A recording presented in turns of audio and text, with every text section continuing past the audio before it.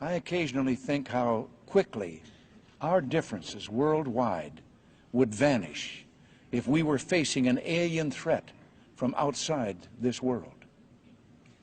And yet, I ask you, is not an alien force already among us? They're all over the damn place. They're in our midst, and they are family.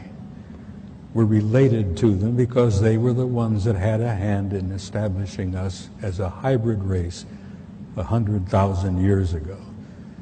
And that hybridization is still underway, it's still happening, even as we sit here and speak.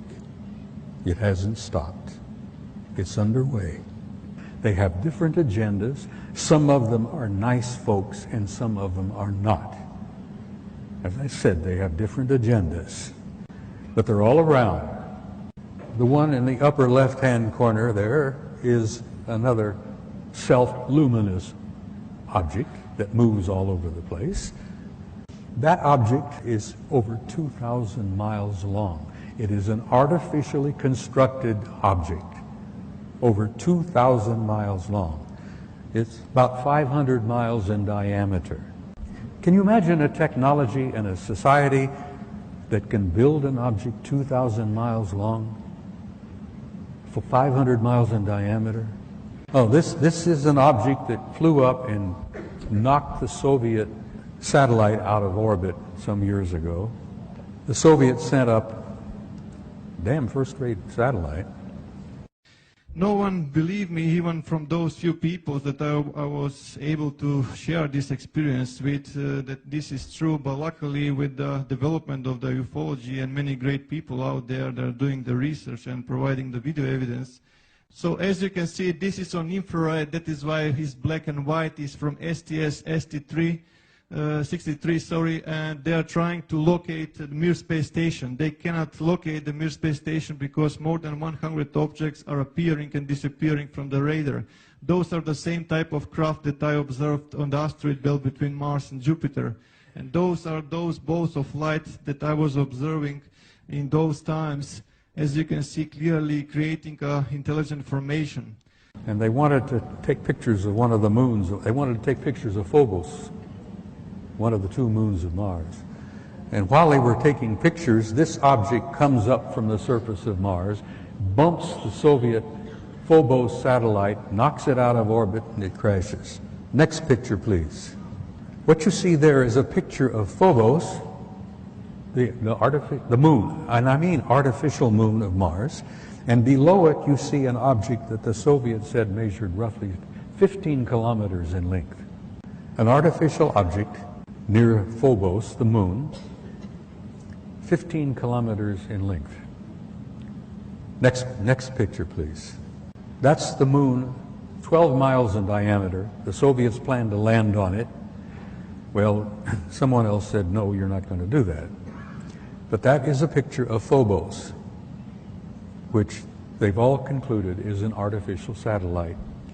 This photograph was taken by your own NASA Apollo 13 guys on their trip to the moon. It didn't work out too well. And many of you may have heard rumors about the story, but Apollo 13 had a small nuclear device aboard. And they had been told by the guys that ran NASA that they were going to land on the surface, going to place this small nuclear device. And then when they all left and came back aboard and came back, they were going to detonate it and study the reverberations of this nuclear device, study the seismology of the moon, because they've been convinced for some years that the moon is basically hollow. It appears to be somewhat of an artificial satellite. Well, they plan to detonate this nuclear device, and the others said, no, you're not going to do that. We'll get back to that picture again, please. All right. The object you see there in the middle, over 2,000 miles long. It's an artificial, I assume metallic, object, probably crammed with guys.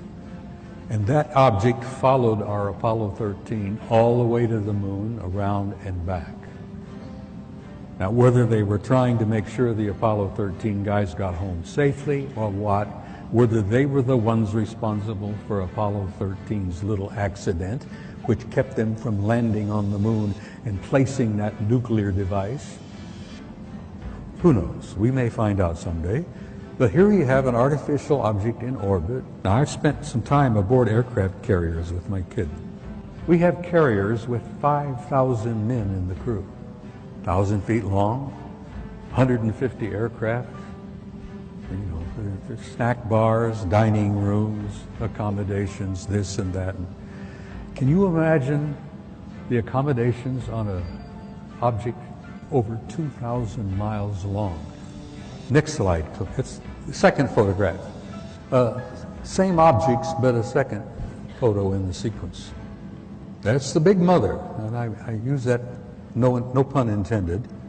There are other objects out there. There's a disc-shaped object, and then there's the other object. Then above it is the moon out there. But there's that one big object out there. I'm sure they got a crew of hundreds, maybe a couple of thousand. The ones I refer to as the others. I hate the term alien. I hate the term UFO. There are no UFOs. We've known what they are for years and years and years. Some of them are ours. Some of them are theirs. There's no unidentified flying objects out there. They're all identified. I've tried to impress upon you the seriousness of it, the seriousness of the cover-up and the lies they've been telling you, the importance of why you need to know as much as you can know. And you need to be presented with the material because, damn it, you all deserve the truth. You have a right to know and you have a need to know because you are the people that this whole damn thing is all about.